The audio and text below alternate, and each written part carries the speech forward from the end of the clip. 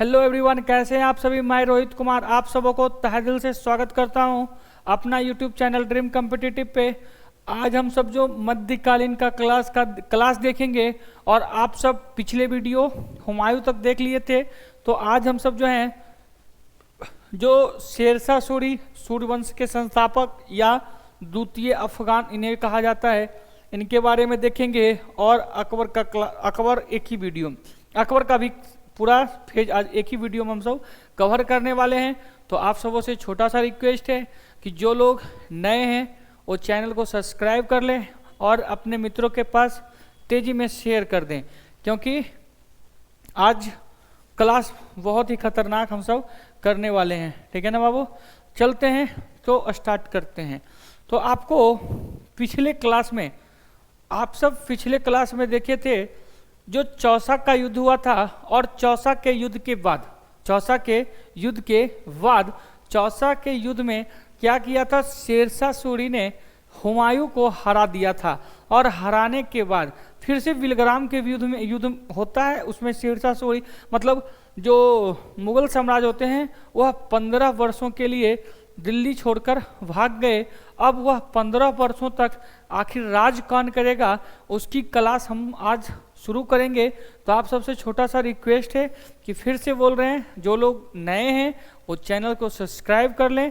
ठीक है, तो यहाँ पर देखिए हम अभी देखेंगे क्या चीज़। सबसे पहला तो सूर्यवंश, कौन सा वंश बाबू, सूर्यवंश। तो यहाँ पर देखिए आपका क्वेश्चन किस प्रकार से पूछेगा, तो सूर्यवंश नहीं, आपका क्वेश्चन पूछेगा सूर्यवंश या द्वितीय अफगान राज्य के संस्थापक कौन है। तो याद रखिएगा सूर्यवंश या द्वितीय अफगान के संस्थापक जो हैं उसका नाम है बाबू शेरशाह सूरी, शेरशाह सूरी। और यही शेरशाह सूरी क्या करता है, द्वितीय अफगान की स्थापना करता है। आपको पता होगा जो बहलोल लोदी जो थे वह अफगानों का स्थापना किया था। और आपको बताए थे जब अफगानी पहला लोदी वंश जो हुआ था, और लोदी वंश के संस्थापक आपको पता होगा क्या कौन था, बहलोल लोदी। और बहलोल लोदी क्या किया था, जब वह राजा बना था तो अपने अफगान में एक खत भिजवाया और उसमें कहा, क्या कहा बाबू, कि जिसको गरीबी मिटाना है वह कहाँ आ जाओ, दिल्ली आ जाओ, क्योंकि तुम्हारा भाई क्या बना है जी, राजा बना है। क्या बना है, राजा बना है। तो भाई अगर जो तुमसे पूछेगा प्रथम अफगान राज्य के संस्थापक तो हो जाएगा बहलोल लोदी। कौन हो जाएगा बाबू, बहलोल लोदी। और द्वितीय अफगान राज्य के संस्थापक जो होंगे उनका नाम होगा शेरशाह सूरी। कौन हो जाएगा बाबू, शेरशाह सूरी। तो शेरशाह सूरी की कहानी स्टार्ट हम सब कर रहे हैं। ठीक है ना, तो शेरशाह सूरी, यहाँ देखिए शेरशाह सूरी का शासनकाल 1440 से लेकर के 1445 तक। ठीक है ना, मात्र 5 साल तक वह शासन किया। कितने साल तक बाबू, 5 साल तक वह शासन किया। और 5 साल के बाद वह मर जाता है, और उसके जो है बाल बच्चा उनका गद्दी को संभालते हैं। ठीक है, तो यहाँ पर देखिए अभी जस्ट बताए बिलग्राम के युद्ध के बाद हुमायूं शेरशाह सूरी ने क्या किया, सूर्यवंश की स्थापना कर दिया। ठीक है ना, बिलग्राम के युद्ध के बाद। बिलग्राम का युद्ध कब हुआ था आप सब कमेंट में बताइएगा। चलते हैं, आपको पता होगा कमेंट में, देखिए क्या बोल रहा है, 1540 ईस्वी में हुआ था। चलते हैं, अब देखिए शेरशाह सूरी से जितने भी बातें फैक्ट हैं वो फैक्ट को हम सब समझने की कोशिश करेंगे। ठीक है ना, तो शेरशाह सूरी का जो सबसे पहले तुमसे पूछेगा शेरशाह सूरी का जन्म, तो शेरशाह सूरी का जन्म कब हुआ था, तो शेरशाह सूरी का जन्म 2 डेट है, 1572 एक 1581। ठीक है ना, एक 1572 या 1581। और एग्जाम में कंफ्यूजन वाला क्वेश्चन नहीं पूछता है। ठीक है, तो शेरशाह सूरी का बचपन का नाम अगर जो पूछेगा तो शेरशाह सूरी के बचपन का नाम था, उसका नाम था फरीद खां। क्या नाम था बाबू, फरीद खां। कौन खां, फरीद खां। अब इनके बाबूजी का नाम अगर जो पूछेगा तो बाबूजी का नाम था, क्या नाम था जी, हसन खां। क्या था, हसन खां। और ये फरीद खां के बाबूजी जो थे ये सासाराम में क्या थे, तो यह सासाराम में जमींदार थे। सासाराम के क्या थे ये, तो सासाराम के यह जमींदार थे। ठीक है ना, लेकिन बात यहाँ पर ये हुआ बात यहाँ पर क्या हुआ कि ये हसन खां जो थे 2 शादी कर लिए। कितने शादी कर लिए? 2 शादी कर लिए। और जब 2 शादी किए तो पहली पत्नी से जो थे उनका नाम था फरीद खां। जब दूसरी पत्नी से शादी कर लिए, ठीक है ना, इनकी 2 और पहली से, और वह छोटी पत्नी से ज़्यादा प्यार करते थे। क्या करते थे? छोटी पत्नी से वह ज़्यादा प्यार करते थे। कौन? तो हसन खां। कौन छोटका? तो हसन खां। अब यहाँ पर हम सब बात क्या देखेंगे? अब यहाँ पर हम क्या देखेंगे? तो ये फरीद क्या करता है? अपना शिक्षा पूरा करने के लिए, ठीक है ना, अपना शिक्षा पूरा करने के लिए कहाँ जाता है जी?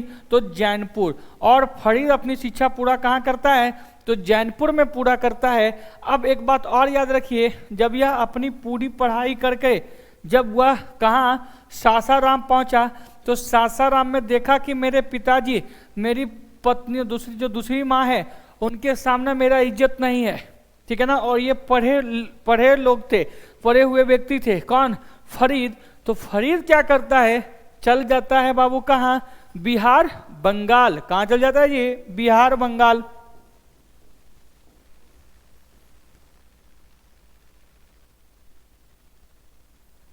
और बिहार बंगाल के जो राजा रहेंगे उनका नाम क्या होगा? बहार खां लोहानी। और ये बहार खां लोहानी के पास क्या करते हैं? शिक्षा पूरा करने के लिए चले जाते हैं। कहाँ चले जाते हैं बाबू? शिक्षा पूरा करने के लिए चले जाते हैं। आप सब क्या कीजिए, 1 मिनट इसको देखिए, हम जस्ट आ रहे हैं।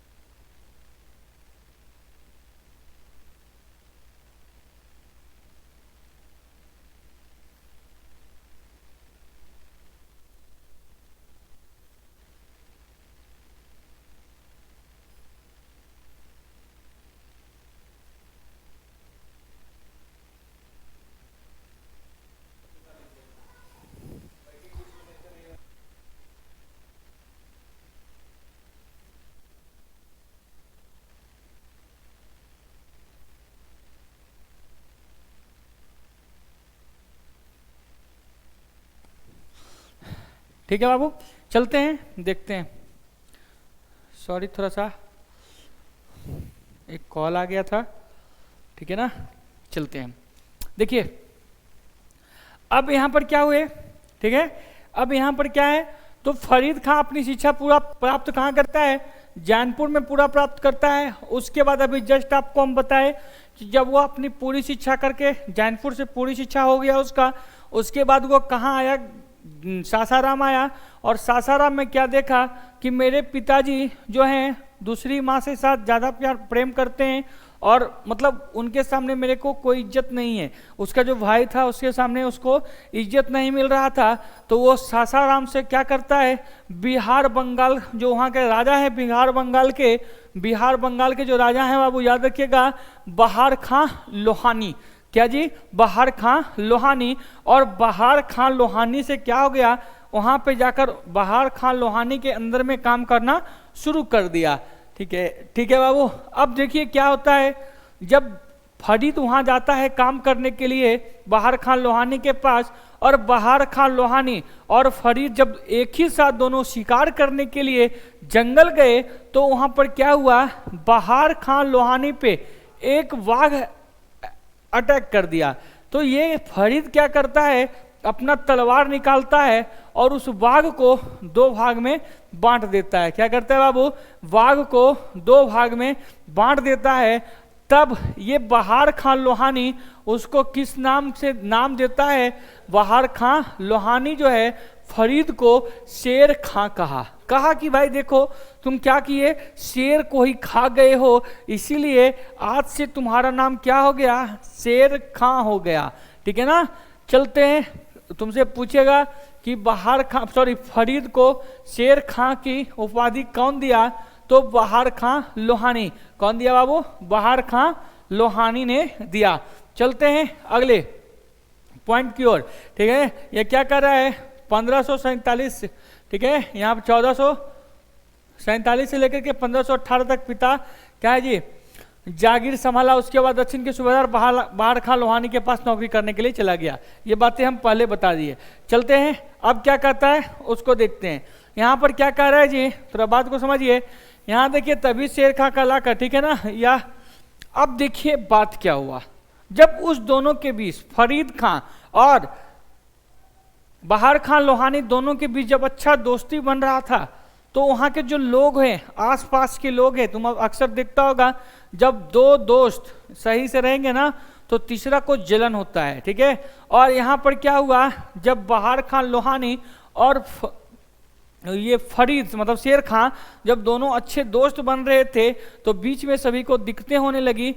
तो शेर खां क्या करता है, शेर खां क्या करता है, वह चले जाता है कहाँ, बाबर के पास। कहाँ चल जाता है छोटका, बाबर के पास। और बाबर के पास आपको पता होगा कि शेरशाह को पहली बार चंदेरी के युद्ध में देखा गया था। और वही चंदेरी के युद्ध में क्या हुआ था, बाबर लड़ रहा था किसने, मेदिनी राय से, याद कीजिए। और उसी में हम बताए थे कि सबसे पहले शेरशाह सूरी को सबसे पहले किस युद्ध में देखा गया था, तो चंदेरी के युद्ध में देखा गया था। और आपको बताए थे उसी चंदेरी के युद्ध में औरतें जो थी जोहर व्रत को धारण किया था, ठीक है ना।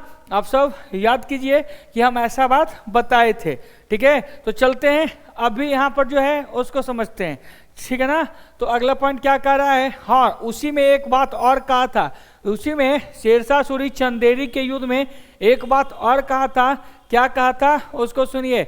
जब उसके साथ लड़ रहा था, बाबर के साथ लड़ रहा था, तो शेरशाह सूरी देखा कि बाबर की सेना उतना कोई खास नहीं है, तो उसने एक बात बोला, भाग मेरा साथ दे, सौभाग्य मेरा मित्र रहेगा तो हम मुगलों को खदेड़ कर भगा देंगे। फिर से सुनिए, चंदेरी के युद्ध में क्या कहता है, भाग मेरा साथ दे, सौभाग्य मेरा मित्र रहेगा तो हम मुगलों को खदेड़ कर भगा देंगे। और बिलग्राम का युद्ध में 1540 में वो यह काम कर दिया। 15 वर्षों के लिए क्या किया, मुगलों को खदेड़ कर निकाल दिया, ठीक है ना। तो अभी हम देखेंगे फिर कहानी। देखिए क्या कह रहा है, तभी शेर खां कहलाने लगा। देखिए उसमें क्या हुआ, जब चंदेरी के युद्ध में गया, ठीक है ना, जब चंदेरी के युद्ध में गया तो वही क्या कहता है, भाग मेरी सहायता और सौभाग्य मेरा मित्र रहेगा तो क्या करेंगे, सरलता पूर्वक हम क्या करेंगे, हिंदुस्तान से क्या करेंगे, मुगलों को खदेड़ कर भगा देंगे। क्योंकि मुगलों के पास उतनी पावर नहीं है। क्या है बाबू, मेरे पास मतलब मुगलों के पास उतनी पावर नहीं है, ठीक है ना। अब आगे सुनते हैं। देखिए शेरशाह सूरी को तो वहां पर देखा गया था। क्या किया गया था बाबू, शेरशाह सूरी को तो वहां पर देखा गया था क्योंकि रूस कर चले गया था। तो अब क्या होता है, जब बहार खान लोहानी बीमार पड़ते हैं, जब बहार खान लोहानी बीमार पड़ते हैं तो बहार खान लोहानी पुनः शेरशाह सूरी को एक लेटर भेजते हैं और कहते हैं कि मेरा तबीयत थोड़ा ठीक नहीं लग रहा है, मेरा तबीयत ठीक नहीं लग रहा है, तुम आओ और तुम मेरे बेटे का क्या बन जाना, संरक्षक बन जाना। क्या बन जाना जी, संरक्षक बन जाना। और मेरा बेटा का नाम, उस बेटा का नाम क्या है जी, जलाल खां। और फिर शेरशाह सूरी आता है और इस जलाल खां का संरक्षक बन जाता है। क्या होता है छोटका, जलाल खां का संरक्षक बन जाता है। फिर क्या हुआ, फिर क्या हुआ, जैसे ही बहार खान लोहानी, ठीक है, कुछ दिन के बाद अभी बताया उसका तबीयत ठीक नहीं था, तो बहार खान लोहानी की क्या हो जाती है, मृत्यु हो जाती है। और जब बहार खान लोहानी मर गया तो क्या करता है, बहार खान लोहानी की एक पत्नी रहती है जिसका नाम रहता है दूदू बेगम। कौन सा बेगम, दूदू बेगम। और इस दूदू बेगम से क्या करता है, फरीद जो शेर खां था वह शादी कर लेता है। और शादी करने के बाद जो इसका जलाल खान बेटा रहता है वह भाग जाता है। और यह बिहार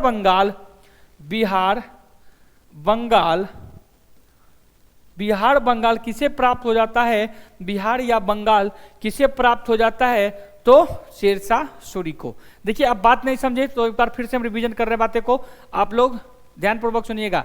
यहां पर क्या होता है, जब चंदेरी के युद्ध में सबसे पहली बार उसको देखा गया, किसको, शेरशाह सूरी को, तो जब वहाँ देखा गया लड़ाई झगड़ा खत्म हो गया, उसके बाद से ये बहार खान लोहानी एक लेटर लिखता है और कहता है कि तुम आ जाओ, मैं बीमार रहने लगा हूँ, तुम आके क्या हो जाओ, मेरा बेटा का संरक्षक बन जाओ। तो शेर शाह सूरी क्या करता है, वो चले आता है। कहाँ? फिर से कहाँ जाता है बाबू? बिहार बंगाल चल आता है। और उसका बेटा का नाम, बहार खान लोहानी के बेटा का नाम जलाल खां, और सच में जलाल खां का क्या हो जाता है? संरक्षक बन जाता है। लेकिन बीमारी के कारण बहार खान लोहानी की मृत्यु हो जाता है। और जब मृत्यु हो गया तो उसकी पत्नी जो थी, जिसका नाम था दुदू बेगम, कौन सा बेगम? दुदू बेगम। और दुदू बेगम क्या करती है? शेरशाह सूरी से शादी कर लेती है, ठीक है ना। और जब शेरशाह सूरी से शादी कर लेती है तो शेरशाह सूरी को क्या क्या चीज प्राप्त हो गया बाबू? तो बंगाल और बिहार दोनों, मतलब बिहार बंगाल पे राजा कौन बन गया? शेरशाह सूरी बन गया। कौन बन गया बाबू? शेरशाह सूरी बन गया, ठीक है ना। अब एक बात और, उस टाइम, ठीक है ना, उस टाइम एक किला था जिस किला का नाम था चुनारगढ़ का किला, चुनार का किला। अब देखिए इस चुनार के किला में भी क्या है बाबू? इस चुनार के किला में भी जो राजा थे उनका नाम था ताज खां। क्या था बाबू? ताज खां। और ताज खां की जो बेगम थी उसका नाम था लाड बेगम। कौन सा बेगम? लाड बेगम। अब क्या हुआ, जब ताज खां की मृत्यु हो गया, जब ताज खां मर गए तो ये लाड बेगम क्या करती है? लाड बेगम भी किसके पास? शेरशाह सूरी के पास प्रस्ताव भेजती है कि आप हम मेरे से क्या कीजिए, शादी कर लीजिए। और शादी करने से, एक से शादी किया तब तो उसको क्या क्या चीज मिल गया? बिहार बंगाल मिल गया। और यहाँ पर ताज खां से, लाड बेगम से शादी करने के बाद उसे कौन सा किला मिलने वाला है जी? चुनार का किला मिलने वाला है, ठीक है ना। शेरशाह सूरी दो विधवाओं से शादी करके क्या क्या, एक बिहार बंगाल प्राप्त किया और दूसरा जो है वह कौन सा क्षेत्र? तो चुनार का किला को पे अधिकार कर लिया, राजा बन गया, ठीक है ना। तो आप सब समझ ही रहे होंगे। देखिए बहार खां लोहानी की मृत्यु के बाद शेर खां ने उसकी पत्नी दुदू बेगम से विवाह कर लिया और बिहार के क्या हो गया? शासक बन गया, ठीक है ना जी, शासक बन गया। 1530 ईस्वी में चुनार के किलेदार, ठीक है ना, जो किला के, जो चुनार के राजा हैं जिनका नाम है ताज खां, ताज खां के मृत्यु के बाद विधवा महिला जिनका नाम है लाड बेगम, लाड बेगम क्या करता है? शेरशाह सूरी से शादी करने के बाद चुनार के किला पर भी राजा कौन हो गए? तो चुनार के किला के राजा जो हो गए, जिनका नाम क्या हो गया छोटका? जिनका नाम था शेरशाह सूरी, शेरशाह सूरी। अब हम सब क्या करेंगे? शेरशाह सूरी का प्रारंभिक लड़ाई, जो लड़ाई झगड़ा करता है उसकी चर्चा हम सब करेंगे। प्रारंभिक संघर्ष जो है उस पे हम सब देखेंगे, ठीक है ना। देखिए आपको पता होगा कि 1532 में एक युद्ध हुआ था, जिस युद्ध का नाम था दोहरिया का युद्ध। हम पिछले क्लास में बताए थे कौन सा युद्ध था? दोहरिया का युद्ध। और दोहरिया का युद्ध में महमूद शाह, ठीक है ना, महमूद शाह लड़ रहे थे और हुमायूं लड़ रहा था। कौन लड़ रहा था? महमूद शाह और हुमायूं लड़ रहा था। तो यहाँ पर लड़ाई करने के लिए कौन जाता है? महमूद शाह की ओर से शेरशाह सूरी जाता है और दोनों के बीच लड़ाई होती है। जब क्या हुआ, जब दोहरिया के युद्ध में हार गया तो ये हुमायूं क्या करता है? शेरशाह सूरी का पीछा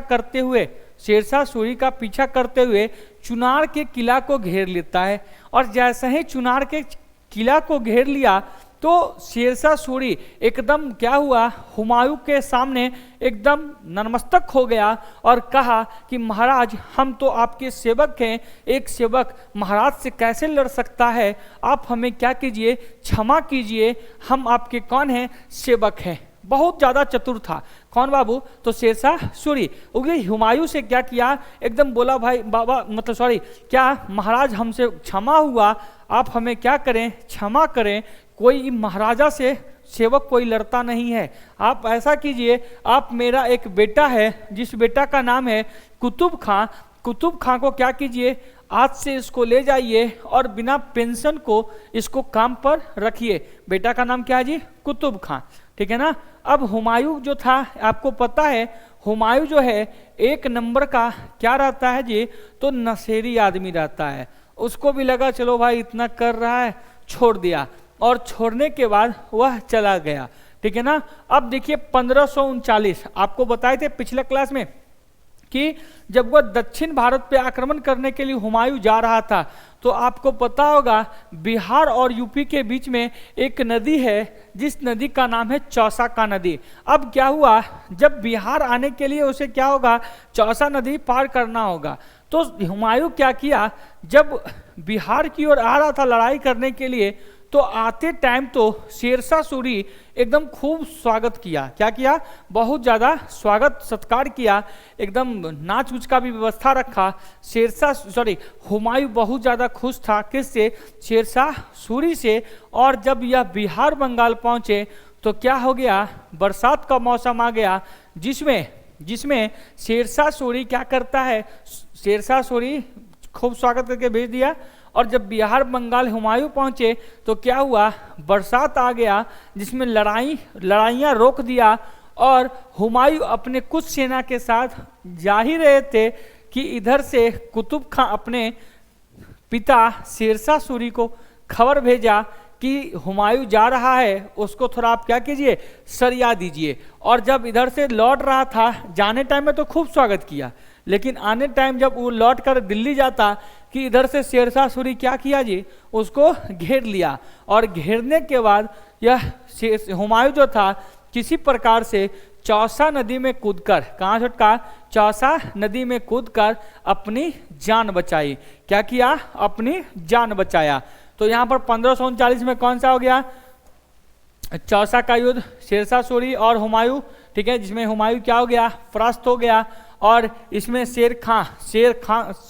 शेरशाह सूरी की उपाधि लिया, ठीक है ना। इसमें क्या किया, शेरशाह सूरी की उपाधि लिया। कौन लिया भाई, तो शेर खां।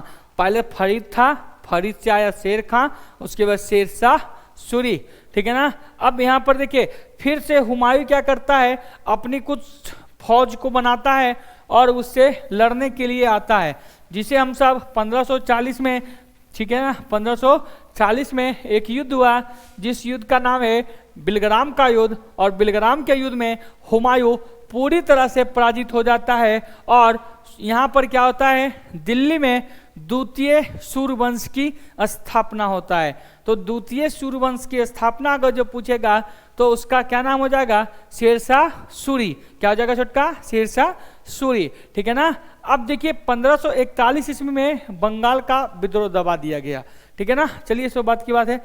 अब यहाँ पर आइए शेरशाह सूरी का विजय अभियान, ठीक है ना। अब हम क्या पढ़ेंगे, शेरशाह सूरी का विजय अभियान। तो आप सबों से थोड़ा सा रिक्वेस्ट है, जो लोग अभी तक चैनल को सब्सक्राइब नहीं किए हैं वो सब्सक्राइब करें और अपने मित्रों के पास शेयर करें। और जो लोग अभी तक लाइक बटन नहीं किए हैं वो लाइक बटन को भी दबा दें, क्योंकि लाइक बटन दबाने से क्या होता है, या जैसे कि ऑफलाइन क्लास में तो पता चल जाता है कि ऑफलाइन में समझ में आ रहा है या नहीं समझ में आ रहा है। तो समझ में आता है तो भाई उस सब तो उस टाइम हाथ उठाता है, ठीक है ना।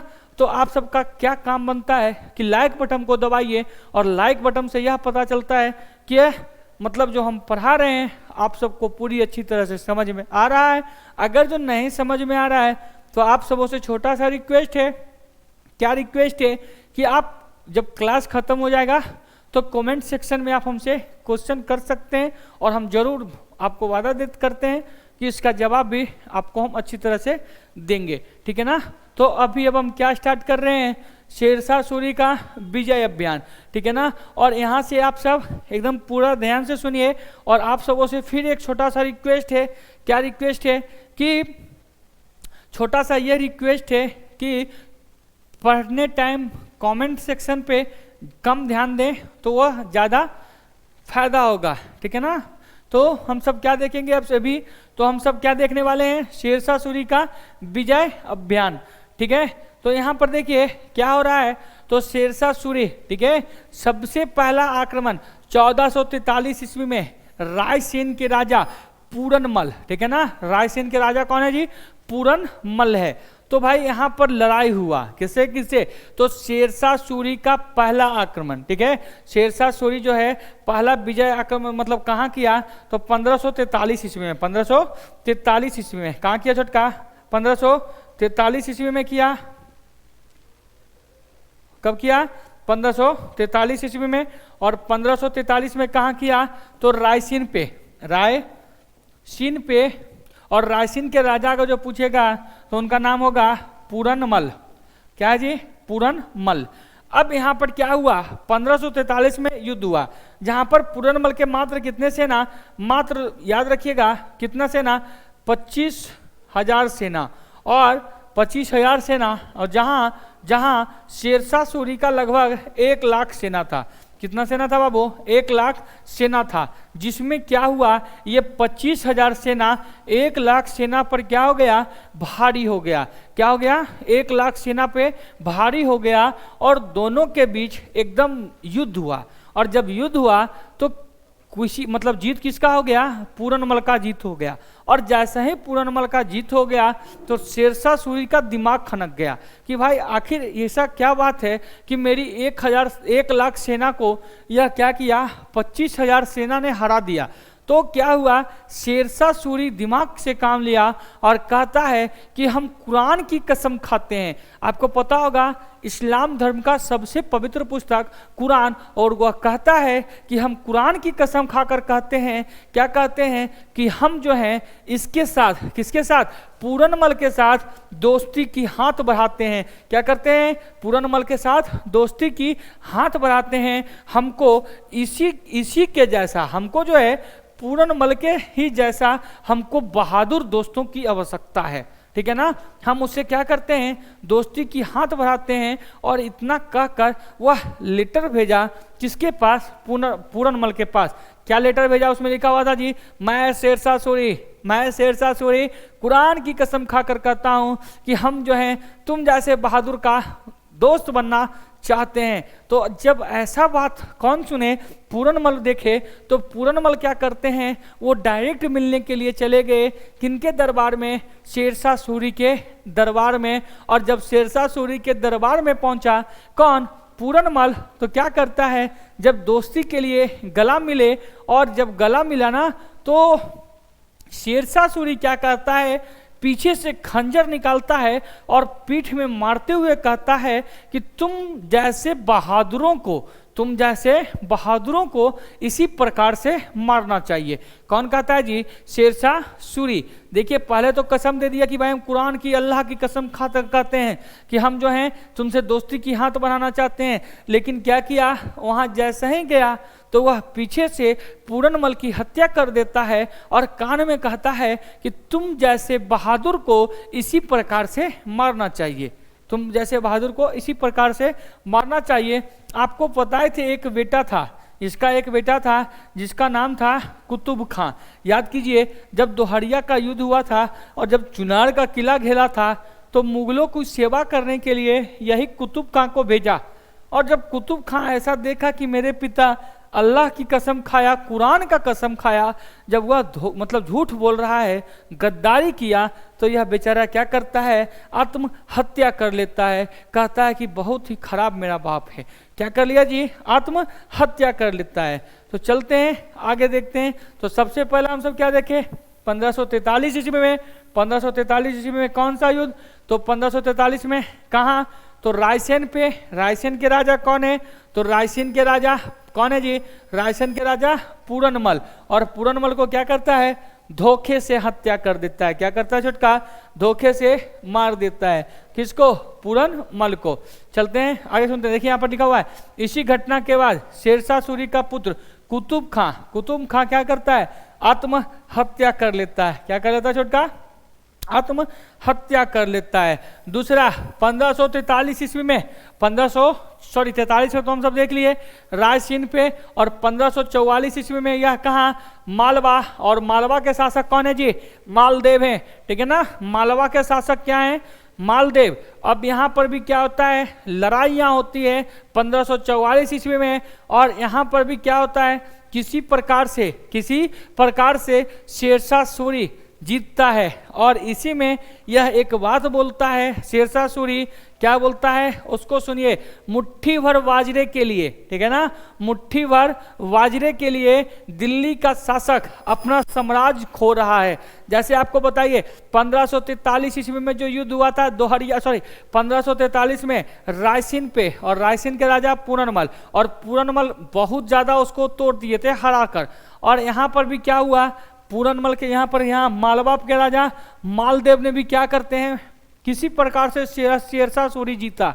तो बार बार जब बहुत ज्यादा क्षति हो रहा था तो शेरशाह सूरी एक बात कहता है, क्या कहता है सुनिए, मुट्ठी भर बाजरा के लिए दिल्ली का साम्राज्य अपना शासक खो रहा है। तो भाई यह आपसे सेट बनाएगा तो ये क्वेश्चन पूछेगा कि ऐसी बातें शेरशाह सूरी किस अभियान में कहा था। तो वहां याद रखिएगा कौन सा हो जाएगा बाबू, मालवा के अभियान के, ठीक है ना। और यहां से किसी प्रकार से जीत गया। इसका कहने का मतलब ये बाबू राजस्थानी क्षेत्र है, वहाँ बालू ही बालू है, और क्या हो रहा है जी, हार रहा है अपना सेना, मतलब जीतने के चक्कर में अपना क्षेत्र को हार रहा है, साम्राज्य क्या हो रहा है जी उसका थोड़ा जैसे बताओ क्षतित होगा ना। अब इतना के बाद भी शेरशाह सूरी समझ जाता तब तो सही रहता, लेकिन शेरशाह सूरी अभी भी नहीं समझा, ठीक है ना, अभी भी नहीं समझा। देखिए यहाँ पर क्या कह रहा है, 1544 ईस्वी में शेरशाह सूरी मालवा पे आक्रमण किया। जब मालवा को मारा गया, परंतु मालवा के जो थे राजपूत सरदार जाता और कुंपा अपनी क्या किया, वीरता अफगानी सेना के छक्के छुड़ा दिए। जैसे यहाँ पर इसमें क्या होता है उसको सुनते हैं। शेरशाह सूरी फिर लेटर लिखा, शेरशाह सूरी फिर लेटर लिखा, क्या लेटर लिखा कि सेवा में श्रीमान मैं जैता और कुंफा आपको लेटर लिख रहा हूं। किसको लिख रहा जी, शेरशाह सूरी को, कि आप क्या कीजिए, मालवा पे अधिकार कीजिए, आक्रमण कीजिए, हम आपके साथ हैं। जब ऐसे बात सुने कौन, मालदेव, तो मालदेव को लगा कि मेरे अपने ही क्या किए हैं, धोखा कर रहे हैं, तो यह क्या होते हैं जी, आत्महत्या कर लिए। लेकिन ये जैता कुंफा तो ऐसा कुछ नहीं किया था। तो ये दोनों अपनी वीरता को दिखाने के लिए अफगानी सेना का क्या किया, छक्का छुड़ा दिया, मतलब हरा कर मतलब दम लिया, बहुत ज्यादा क्षति कर दिया। कौन चुटका, तो जैता और कुंफा। चलते हैं, इतना के बाद भी शेरशाह सूरी समझ जाता तब तो ठीक रहता, लेकिन शेरशाह सूरी को अभी और जीतना था, ठीक है ना। तो ये पर पहले बात को समझ लेते हैं, उसके बाद फिर आगे बढ़ते हैं। तभी मालवा के आक्रमण के लिए शेरशाह सूरी ने कहा, मुट्ठी भर बाजरे के लिए क्या जी, हिंदुस्तान का शासक क्या कर रहा है, अपना साम्राज्य खो रहा है, ठीक है ना। कौन कहा, शेरशाह सूरी कहता है। इतना के बाद भी ये समझ जाता तब तो ठीक रहता, लेकिन ये समझने का नाम नहीं लिया। तो इसने क्या किया, 1545 ईस्वी में, तो 1545 ईस्वी में कहा, तो कालिंजर पे, कहाँ छुटका, कालिंजर। और कालिंजर के राजा कौन है जी, तो कीरत सिंह। कालिंजर के राजा कौन है, कीरत सिंह। 1545 ईस्वी में, 1545 ईस्वी में कौन है जी, कीरत सिंह। कीरत सिंह कहाँ के राजा हैं, तो कीरत सिंह कहाँ के राजा हैं बाबू, तो याद रखिएगा कालिंजर के राजा हैं। अब क्या किया, 1545 में कालिंजर को पूरी तरह से घेर लेता है, कौन, तो शेरशाह सूरी। और शेरशाह सूरी क्या किया, बड़े बड़े तोप लेकर के बढ़ रहा था, और वह क्या किया, तोप चलवाया। और तोप चलवाने से क्या होता है कि लोहा का जो बड़ा बड़ा गेट है उससे टकरा करके गोला कहाँ आके गिर गया, जहां शेरशाह सूरी खड़ा थे वहीं आके गिर गया, जिससे शेरशाह सूरी मरा नहीं छुटका, शेरशाह सूरी झौंसा गया। क्या हो गया छुटका, झौंसा गया। और वह कहा कि लड़ाई नहीं रुकनी चाहिए। क्या कहा, लड़ाई नहीं रुकनी चाहिए और लड़ाई करते रहो तुम सब। और यहाँ पर क्या हुआ बाबू, यहाँ पर क्या हुआ कि शेरशाह सूरी के जो सेना थे वह तो कालिंजर को जीत गए, और यह खबर आके सुनाया, महाराज हम सब कालिंजर पे अधिकार कर लिए हैं। तो इतना सुनते ही शेरशाह सूरी की क्या हो जाती है, मृत्यु हो जाती है। क्या हो जाता है बाबू, शेरशाह सूरी की क्या हो जाती है, मृत्यु हो जाती है। इतना के बाद भी वह समझ जाता तो ठीक रहता, लेकिन वह समझने का नाम ही नहीं ले रहा था। तो यहाँ पर समझते हैं और कुछ बातें फैक्ट हैं उसको हम सब देखने की कोशिश करते हैं। ठीक है, तो यहाँ पर क्या बातें हैं उसको समझिए। हाँ चलिए सुनते हैं। देखिए शेरशाह सूरी द्वारा कुछ काम करवाया गया उसको हम सब देखते हैं। शेरशाह सूरी ने ग्रैंड ट्रैंक रोड का बनवाया, जिसे हम सब किस नाम से जानते हैं, जीटी रोड से जानते हैं। यह कलकत्ता से कहाँ तक, पाकिस्तान तक। जो जीटी रोड है ना, इस जीटी रोड को बनवाने वाला व्यक्ति कौन है जी, शेरशाह सूरी है। और शेरशाह सूरी कहाँ से कहाँ, तो शेरशाह सूरी कहाँ से, कलकत्ता से पाकिस्तान। देखिए 5 साल में क्या हुआ जी, 5 साल में कलकत्ता टू कहाँ, पाकिस्तान बन गया। और अभी आप देख लीजिएगा 5 साल में गली गांव का रोड भी नहीं बनता है, और ये क्या किया, जीटी रोड को बनवा दिया। ठीक है ना, शेरशाह सूरी। ठीक है, अब आखिर मन में आ रहा होगा कि आखिर किस प्रकार से यह बना रहा है। तो भाई एक बात और बता दें, यह शेरशाह सूरी किस प्रकार से बनाया, जैसे जहां जहां वह लड़ाई जीता और वहां के सेना को पकड़ लिया, और सेना को पकड़ने के बाद मतलब बिना पेंशन के, बिना रुपया के काम करवाते रहा। और काम करवाने से जो मतलब बोला कि भाई यहाँ से यहाँ बनना चाहिए, अगर यहाँ से यहाँ बनाए तो तुम्हें रोटी मिलेगा, अन्यथा नहीं मिलेगा। ठीक है, चलते हैं आगे की ओर। आगे देखिए यह क्या कहा, शेरशाह सूरी ने ही पाटलिपुत्रा का नाम बदलकर क्या रख दिया, पटना रख दिया। कब, तो 1941 ईस्वी में शेरशाह सूरी ने रोहतास नामक किला बनवाया।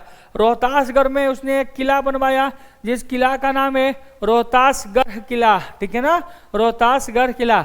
अब एक बात और सुनिए, शेरशाह सूरी ने किला एक कोहना नामक एक मस्जिद बनवाया जो दिल्ली में है। ठीक है ना, शेरशाह तुमसे पूछेगा किला एक कोहना मस्जिद किसने बनवाया, तो किला एक कोहना मस्जिद किसने बनवाया, तो याद रखिएगा शेरशाह सूरी ने बनवाया।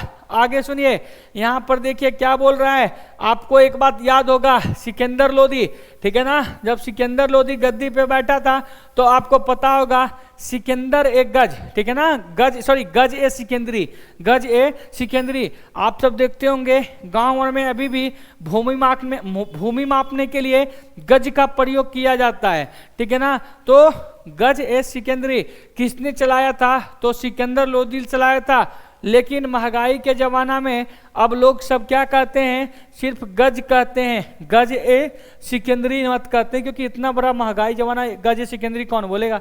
ठीक है ना, तो ये क्या हुआ, यही हुआ। तो अब खाली शॉर्टकट में क्या हो गया, गज हो गया। तो अब भाई गज का मापन नहीं बताया था कि कितना अंक का होगा, तो गज के बारे में सबसे पहले बताया सिकंदर लोदी। लेकिन भूमि मापने के लिए शेरशाह सूरी ने कितने अंक वाला, 32 अंक वाला गज ए सिकंदरी का प्रयोग किया। एक बात और यहाँ पर याद रखिए, चांदी का टंका और तांबे का जित्तल सिक्का किसने बनवाया था, तो इल्तुतमिश बनवाया था। लेकिन वह भी फिक्स नहीं किया था कि कितना ग्रेड का होगा, तो 178 ग्रेड का चांदी का रुपया और 380 का कौन सा, 380 जो होगा वह तांबे का सिक्का चलाया। किसने चलाया, तो शेरशाह सूरी चलाया। अब देखिए यहाँ पर देखिए, डाक प्रथा को प्रचलित किसने किया, शेरशाह सूरी। देखिए डाक प्रथा को प्रचलित एक व्यक्ति और करता है जिसका नाम रहता है गयासुद्दीन तुगलक। ठीक है ना, सबसे पहले डाक व्यवस्था को जो करने वाला कोई व्यक्ति था, तो उस व्यक्ति का नाम था गयासुद्दीन तुगलक। दोबारा में कौन आएगा, शेरशाह सूरी। ठीक है ना, शेरशाह सूरी। अब देखिए आपको पता होगा पद्मावत पुस्तक के लेखक मलिक मोहम्मद जैसी। ठीक है ना, मलिक मोहम्मद जैसी। तो पद्मावत पुस्तक के लेखक मलिक मोहम्मद जैसी, और मलिक मोहम्मद जैसी किसके समकालीन है, तो ये भी याद रखिएगा शेरशाह सूरी के समकालीन है। ठीक है ना, शेरशाह सूरी के समकालीन मलिक मोहम्मद जैसी हैं। टोडरमल को देखिए फिर से, टोडरमल को सबसे पहले किसके समय देखा गया, तो टोडरमल को भी सबसे पहले किसके समय देखा गया, तो शेरशाह सूरी के समय देखा गया। किसके समय देखा गया, शेरशाह सूरी के समय हम देखा गया। चलते हैं, ठीक है ना, आई होप आप सबको इतना क्लियर हो गया होगा। तो हम सब क्या करते हैं, अब क्लास को हम सब फिर से आगे बढ़ाते हैं। तो आप लोग फिर से क्लास हम अकबर स्टार्ट करेंगे। तो आप सबों से छोटा सा रिक्वेस्ट है कि अपने मित्रों के पास एकदम जहां से ज़्यादा शेयर करें, ठीक है ना, ज़्यादा से ज़्यादा आप सब इसको क्या करें, शेयर करें अपने मित्रों के पास, और क्या करें, ज़्यादा से ज़्यादा शेयर करें। और जो अभी तक न्यू हैं और चैनल को जो सब्सक्राइब नहीं किए हैं उस चैनल को भी सब्सक्राइब कर लें, क्योंकि अकबर का जो होगा अभी हम सब पानीपत के द्वितीय युद्ध वगैरह वगैरह बहुत कुछ देखेंगे। तो आप सबों से छोटा सा रिक्वेस्ट है, तेजी में आप सब कर दीजिए, ठीक है ना। तो हम सब फिर से क्लास को आगे बढ़ा रहे हैं, ठीक है, चलते हैं।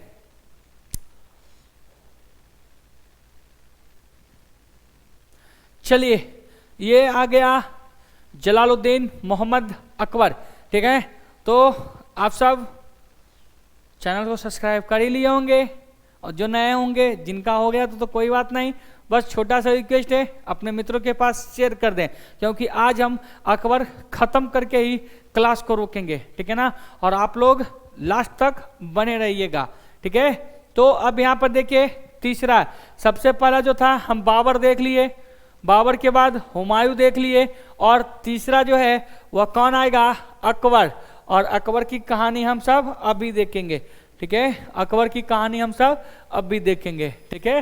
तो अकबर का फेज कब से कब, तो अकबर का 1556 से लेकर के 1605 ईस्वी तक। देखिए, दो ही मुगल वंश में दो शासक ऐसा है जो सबसे ज्यादा दिन तक शासन किया, लगभग कितना वर्ष तक, 49 वर्षों तक शासन किया। कितने वर्षों तक शासन किया बाबू, 49 वर्षों तक शासन किया। और एक बात याद रखिएगा, यह अकबर मुगल वंश में तीन के बारे में अगर जो अच्छे से याद रखिएगा तो बहुत सारा क्वेश्चन एक भी लगभग नहीं छूटेगा, ठीक है ना। तो सबसे पहले वह आ गया, कौन है जी, अकबर। अकबर पढ़ लीजिए, जहांगीर पढ़ लीजिए, और जहांगीर के बाद शाहजहां, और हल्का फर्का औरंगजेब। इतना पढ़िए, कहानी खत्म। अच्छा खासा क्वेश्चन आप सबका क्या हो जाएगा, पकड़ा जाएगा। तो आप सब एकदम पूरा ध्यान चाहेंगे हम सब यहाँ पर, ठीक है। चलते हैं आगे, देखते हैं। देखिए, अकबर का जन्म 15 अक्टूबर 1542 ईस्वी में कहाँ हुआ था, तो अमरकोट के राजा विरसाल के घर में हुआ था। राणा विरसाल नहीं, राजा विरसाल के घर में, ठीक है, राजा विरसाल के घर में इनका जन्म हुआ था। आपको हम बताए थे, क्या बताए थे, जब हुमायूं सब कुछ हार गया तो मीर अली की एक बिटिया रहती है जिसका नाम रहता है अजुर्मन बानो बेगम, और अजुर्मन बानो बेगम से शादी हो गया था, ठीक है ना। तो इसकी कहानी भी आपको बताए थे कि हुमायूं कहता है कि हमको इनसे निकाह करना है, शादी करनी है। तो क्या कहती है अजुर्मन बानो बेगम, बोलती है, नखरा तो जानता ही होगा लड़कियों का, क्या कहता है कि हम इससे शादी नहीं करेंगे। तो हुमायूं एक शब्द में कहा कि जब यह हमसे शादी नहीं करेगा तो क्या करो, इसका बाप सहित बेटी को मरवा दिया जाए। तो अजुर्मन बानो बेगम कहती है, हम तो महाराज मजाक कर रहे थे। तो यह कहते हैं, हुमायूं क्या कहता है कि हम भी तो मजाक ही कर रहे थे। इसी प्रकार से क्या होता है, छटका शादियां हो जाती है, ठीक है ना। चलते हैं, और वहीं पर दर दर की ठोकरें खा रहा था, एक मुस्लिम दूसरे मुस्लिम को रगेद रहा था। उसी टाइम अगर जो कोई सपोर्ट किया इनको, हुमायूं को, तो उनका नाम क्या है जी, राजा विरसाल, ठीक है। विरसाल ने इनका क्या किए, सपोर्ट किए थे, ठीक है। तो यहाँ पर तुमसे फिर पूछेगा अकबर का बचपन का नाम, तो अकबर के बचपन का नाम जलाल था। क्या था बाबू, जलाल था। हुमायूं, पिताजी कौन थे, हुमायूं, माता हमीदा बानो बेगम। अब यहाँ पर बात को सुनिए, 1555 ईस्वी में एक युद्ध हुआ था, सरहिंद या मच्छीवाड़ा का युद्ध। और 1555 के युद्ध में, सरहिंद या मच्छीवाड़ा के युद्ध में क्या होता है, हुमायूं पुनः सूर वंश को हरा करके मुगल साम्राज्य की स्थापना करता है। लेकिन इसका भाग बहुत ही खराब, यह 55 में तो जीत गया, लेकिन 56 में वह क्या हुआ, सीढ़ी से उतरते। आपको बताए थे एक महल बनवाया था, जिस महल का नाम था दीन पनाह महल। कौन सा महल, दीन पनाह महल, और यह दीन पनाह महल से गिरने के बाद हुमायूं की क्या हो जाती है, मृत्यु हो जाती है। क्या हो जाता है छोटका, मृत्यु हो जाता है, ठीक है ना। तो यही 56 में जब मरता है और यह दिल्ली में मरा है, और यह अपना राज्याभिषेक, आपको पता होगा इनके एक संरक्षक हैं जिनका नाम है बैरम खां, बैरम खां, और इसे अकबर प्यार से क्या कहता था, खान बाबा। क्या कहता था बाबू, खान बाबा। अकबर इन्हें खान बाबा कहकर भी बुलाता था, ठीक है ना। तो इनके संरक्षक कौन है, खान बाबा।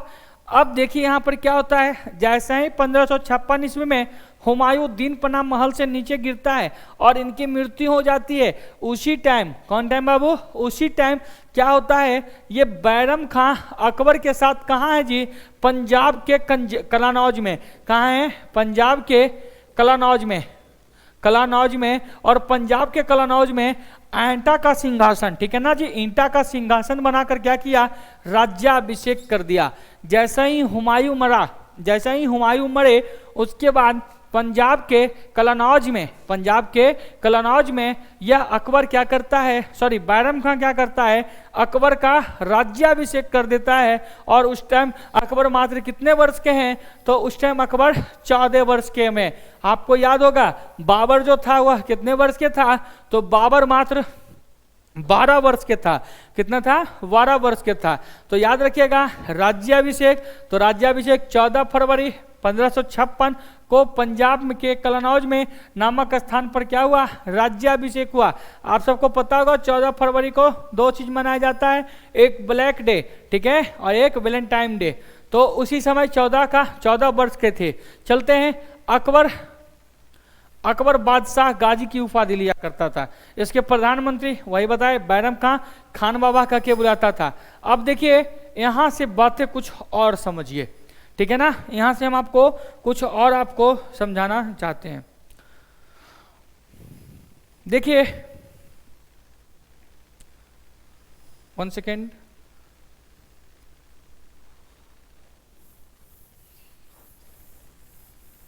देखिए जब राज्याभिषेक हो गया 1556 ईस्वी में, क्या हो गया बाबू, 1556 में राज्याभिषेक हो गया, ठीक है ना।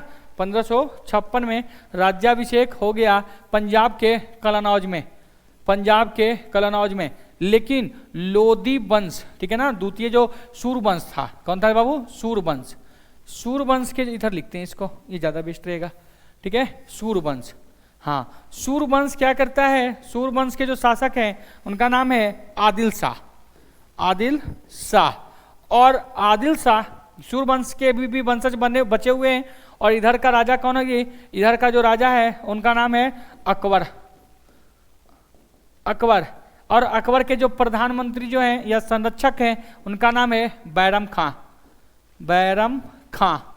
और इधर आदिल शाह, और आदिल शाह के जो संरक्षक हैं उनका नाम है हेमू। और एक बात और बताते हैं, यहाँ पर एक युद्ध होने वाला है जिस युद्ध का नाम आप सब अच्छी तरह से जानते हैं, पानीपत का द्वितीय युद्ध, ठीक है। पानीपत का प्रथम युद्ध तो आपको पता होगा 1526, और यहाँ पर पानीपत का द्वितीय युद्ध, द्वितीय युद्ध। और पानीपत के द्वितीय युद्ध में एक तरफ से अकबर है, दूसरा तरफ से आदिल शाह है। इन्हीं दोनों के बीच में युद्ध हो रहा है। और जब इन दोनों के बीच युद्ध हो रहा था तो सभी लोग को पता था कि यह मैच कौन जीतने वाला है, तो यह मैच आदिल शाह जीतने वाला है। ऐसा क्यों, तो ऐसा इसलिए क्योंकि यहाँ से जो इसके पास हेमू के पास, सॉरी आदिल शाह के पास जो सेनापति है वह हेमू बहुत ही ज़्यादा वीर सेना था और बहुत ज़्यादा बहादुर सेना था। और यही हेमू जो है एक हिंदू राजा है, हिंदू था, और इसका बहुत ज़्यादा युद्ध जीता हुआ भी था, अब बहुत ज़्यादा बहादुर भी था हेमू। और हेमू ने क्या किया, 14वां विक्रमादित्य की उपाधि लिया था, ठीक है ना। मतलब हिंदुओं में एक उपाधि लिया जाता है जिस उपाधि का नाम है बाबू विक्रमादित्य। और तुमसे यह भी पूछ सकता है अंतिम विक्रमादित्य की उपाधि, ठीक है ना, अंतिम विक्रमादित्य की उपाधि किसने लिया था, तो अंतिम विक्रमादित्य की उपाधि लेने वाला हेमू था। और लगभग अंतिम कितना, तो 14 में विक्रमादित्य की उपाधि किसने लिया, हेमू लिया। उन दोनों के बीच एक बहुत ही खतरनाक युद्ध हुआ जिसे हम सब पानीपत के द्वितीय युद्ध के नाम से जाना जाता है। तो सभी लोग को लगा कि यह जीतने का कौन, आदिल शाह ही जीतेगा। कौन जीतेगा बाबू, आदिल शाह जीतेगा। इसमें क्या हुआ, जब लड़ाई हुआ तो लड़ाई होने के बाद यहाँ पर क्या होता था, सेना का एक कारण और बता देते हैं। यहाँ पर क्या हुआ, जब लड़ाई चल रहा था तो हेमू थोड़ा सा एक गलती क्या कर दिया, वह हाथी पर बैठकर लड़ने के लिए आ गया और एक तीर लग रहा था कि मैच तो ये जीत गया, लेकिन अंतिम पड़ाव में मतलब मैच के अंतिम स्थिति में एक तीर आया और हेमू के छाती में लग गया और जैसे ही छाती में लगा हेमू गिर गया नीचे। और जैसे ही हेमू नीचे गिरता है, ये बैरम खां क्या करता है, हेमू को घेर लेता है और अकबर के हाथ में तलवार देते हुए कहता है कि महाराज इसका क्या कीजिए, सर धड़ से अलग कर दीजिए। क्या कर दीजिए, इसका सर जो है धड़ से अलग कर दीजिए। अलग कर दीजिएगा तो आपका नाम होगा, कहेगा कि इस बार जो गद्दी पे राजा बना है वह राजा कैसा है, ये बहुत ही ज्यादा बहादुर है। तो यहाँ पर क्या होता है, हेमू की क्या करता है, हत्या कर देता है। तो एक बात और बताते हैं, एक बात उस टाइम सेना की खासियत और क्या था कि सेना को बंदी बनाया जाता था। तो सेना का क्या काम रहता है, एकदम फैटम फैटी करो भी और इधर सेना मतलब महाराजा को भी देखता था, इधर लड़ भी रहा है और उधर पीछे घूरकर महाराज को भी देख रहा है कि महाराज मतलब हाथी पे है कि नहीं। महाराज जैसा ही जो राजा है, राजा जैसा ही गिरा और वैसा ही क्या करता था, सेना को भी काम रहता था कि भाग जाओ, अगर जितना भाग सकते हो तो भागो, नहीं तो क्या होगा, तुम्हें बंदी बना लिया जाएगा।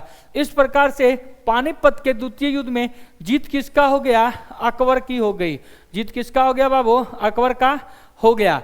तो यहाँ पर देखिए बातें को समझिए, यहाँ क्या बोल रहा है, 15 नवंबर 1556 ईस्वी में पानीपत का द्वितीय युद्ध में अकबर और आदिल शाह के बीच हुआ। यहाँ पर अकबर की ओर से कौन थे, तो बैरम खां, और आदिल शाह की ओर से कौन था, तो उनका नाम अभी क्या बताए थे बाबू, हेमू। और हेमू जो है 14वां विक्रमादित्य की उपाधि लिया था और लास्ट यही था, ठीक है ना। अकबर के सेनापति में कौन था, बैरम खां, और आदिल शाह के सेनापति में कौन था, हेमू। अतः इस युद्ध में अकबर की विजय हुई और हेमू के आंख में एक तीर लगने से वह पराजित हो गया था, ठीक है ना। चलते हैं अब आगे की ओर। अब देखिए 1556 से लेकर के 1556 से लेकर के 1560 तक जो शासन रहेगा वह शासन किसका रहेगा, तो वह शासन जो है 1556 से 1560 तक जो शासन रहेगा वह बैरम खां का रहेगा। किसका रहेगा छुटका, 1556 से 1560 तक बैरम खां का रहेगा, क्योंकि अकबर उस टाइम कितने वर्ष के हैं, तो मात्र 14 वर्ष के हैं। अब यहाँ पर सुनिए, अकबर के एक पालन पोषण करने वाली माता रहती है जिनका नाम रहता है माहम अंगा। क्या नाम रहता है ये, माहम अंगा। और माहम अंगा का क्या काम है, तो कूटनीति वाला। अकबर के कान भर रहा है, क्या कर रहा है जी, अकबर के कान भर रहे हैं, कौन, माहम अंगा, ठीक है ना। माहम अंगा क्या कर रहे हैं, कान भर रहे हैं और कह रहे हैं कि बेटा किसी को ज्यादा आजादी नहीं दो, क्योंकि तुम क्या कर रहा है कि बैरम खां को थोड़ा ज्यादा छूट दे रखा है। क्या कर रखा है, बैरम खां को छूट ज्यादा दे रखा है। तो यहाँ पर क्या हुआ, बैरम खां को ज्यादा छूट दे रखा है और जब भी खाना खाने के लिए अकबर आए और माताएं क्या करती, उनको कान भरने लगती। अकबर क्या करे, बैरम खां क्या करता है, यह दो काम कर रहा था।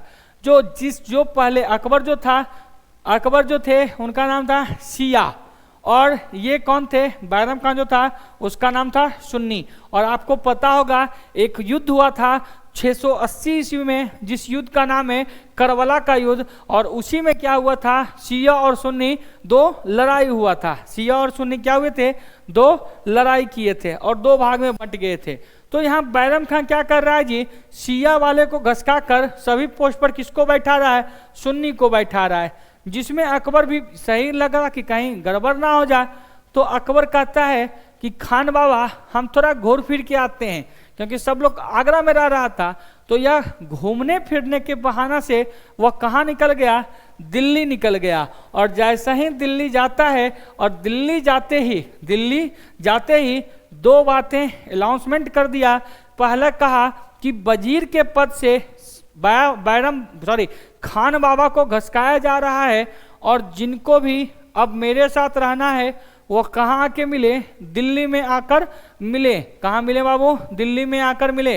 अब यहाँ पर क्या हुआ 1560 ईस्वी में, अब बताइए एक बात, बैरम खान को गुस्सा आएगा कि नहीं आएगा कि भाई जब ये बच्चा था तो इसका सपोर्ट हम किए और यह अब हमसे लड़ाई कर रहा है, तो ऑटोमेटिक सी बात है भाई, स्वाभाविक सी बात है कि बैरम खान को गुस्सा आया और वह तिलमिला गया। क्या हो गया बाबू, तिलमिला गया, और तिलमिलाते हुए कहाँ पहुँच गया, दिल्ली, और वहाँ पर एक युद्ध हुआ जिस युद्ध का नाम है तिलवाड़ा का युद्ध। तिलमिलाते हुए पहुंचा दिल्ली, और तिलमिलाते हुए कहाँ, तिलमिलाते हुए गया तो दिल्ली में एक युद्ध हुआ 1560 में जिसका नाम है तिलवाड़ा का युद्ध। कौन सा युद्ध है बाबू, तिलवाड़ा का युद्ध, ठीक है ना। तो बाबू आज यहीं तक रहने देते हैं, फिर हम सब अगले क्लास में मिलते हैं। जय हिंद, जय भारत।